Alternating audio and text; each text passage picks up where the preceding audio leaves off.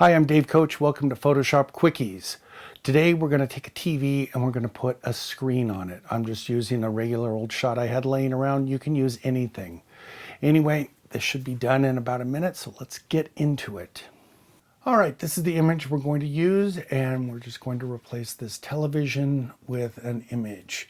So we right-click, edit in, send it over to Photoshop, and then you just drag your replacement image or your new image over the top of it.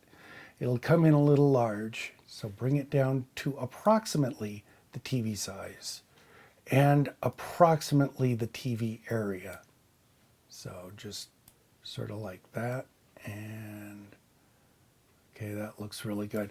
Now we're going to zoom in till this is pretty much our full frame.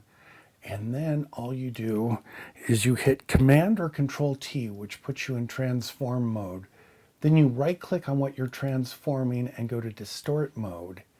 And then you can move each corner individually, and you just move each corner into a corner of the television. It's that easy. And this will not only fill the TV, but it'll give you the proper perspective for the image, which is really nice. You want it to look like it's on the TV, not just masked in. Speaking of that, there's another trick I'll show you at the very end. All right, so there we go. And then let's go back to full screen and just take a look at that. See, that fits in there really nice. And then to kind of sell the whole thing, go from normal blend mode to screen blend mode, which is kind of appropriately named here. Then we've got a little bit of glare on it. And, you know, I kind of like that. If you don't like that, make another copy of the image, take it back to normal mode, and then take the opacity down till it's at a point that you do like. And that'll bring it in ever so slightly.